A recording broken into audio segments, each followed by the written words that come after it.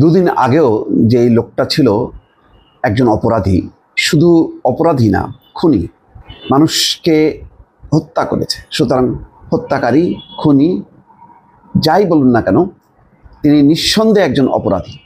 তিনি রাষ্ট্রের, সংবিধানের, সরকারের সমস্ত দায়িত্ব পালনে ব্যর্থ হয়েছেন।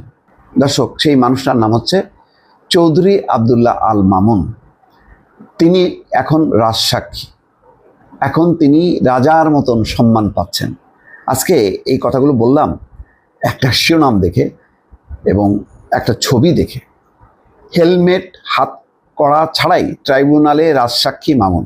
আজকে শেখ হাসিনার এবং সাবেক স্বরাষ্ট্রমন্ত্রী আসাদুজ্জামান খান কামালের বিচার শুরু হয়েছে।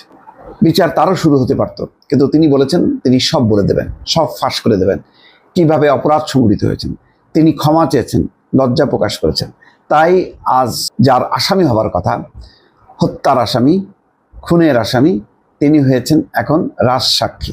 তাই রাজার মতন তিনি সম্মান পাচ্ছেন। দর্শক, রোববার সকালে তাকে কেরানীগঞ্জের কাশিমপুর কেন্দ্রীয় কারাগার থেকে ট্রাইব্যুনালে হাজির করা হয় এবং এখানে বলা হচ্ছে, যখন হাজির করা হয়, হেলমেট হাত করা ছাড়াই আন্তর্জাতিক অপরাধ ট্রাইব্যুনালে তাকে হাজির করা হয়েছে। তার কোনো হাত করা ছিল না, হেলমেটও তাকে পরতে হয়নি।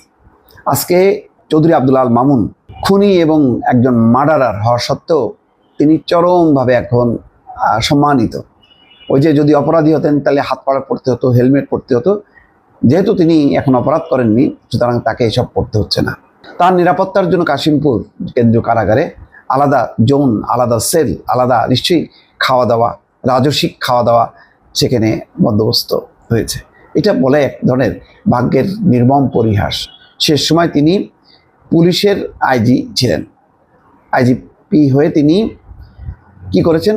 শেখ হাসিনা এবং খুনি স্বরাষ্ট্রমন্ত্রী আসাদুজ্জামান খান কামাল, তারপরে বাকি অন্যদের তিনি নির্দেশ পালন করেছেন। তিনি বলেছেন যে এটা সরকারের নির্দেশ, আমি নির্দেশ দিচ্ছি, তোমরা গুলি চালাও। তার অধীনস্থ ফোর্স গুলি করেছে, মানুষ মারা গেছে, একজন দুইজন না, প্রায় 2000 মানুষ আহত, পঙ্গু হয়েছে প্রায় 25 থেকে 30,000 মানুষ। এই খুন এবং হতাহতের দায় তার। কিন্তু আইনের ওই যে বিধান, যদি রাজসাক্ষী হয় তাহলে তাকে ওই বলাই হয় রাজার সাক্ষী, রাজার পক্ষ থেকে তিনি সাক্ষী হয়েছেন এখন। ফলে অপরাধ করেও তিনি পার পেয়ে গেছেন। তিনি বলেছেন, আমি জুলাই হত্যাকাণ্ডের অপরাধের সঙ্গে জড়িত, আমি শতপ্রণোদিত হয়ে রাজসাক্ষী হতে চাই। এখন তিনি রাজসাক্ষী, তাকে এখন কিছুই বলা যাবে না, তিনি মুক্তি পাবেন। কিন্তু অন্যান্য যারা শেখ হাসিনার সাজা পাবেন, স্বরাষ্ট্রমন্ত্রী কামাল সাজা পাবেন, তিনি অব্যাহতি পেলেন। রাজনীতিকদের কপালটা এমনই হয়, হয়তো তারাই শেষ পর্যন্ত অভিযুক্ত হন, আর বাকিরা যারা সরাসরি রাজনীতি করেন না, তারা অপরাধ করেও কিভাবে যেন পার পেয়ে যান। দেখেন, ওই যে সাবেক পররাষ্ট্রমন্ত্রী মোমেন কানাডায় যে বললেন না, যে এখানে তো দেখি যে রাজনীতিকদের থেকে প্রশাসনের লোকদের অবৈধ বাড়ি, গাড়ি, তারপরে কাড়ি কাড়ি টাকা বেশি। তাহলে রাজনীতিকরা এত কেন, অপরাধী কেন, এত দায়ী কেন?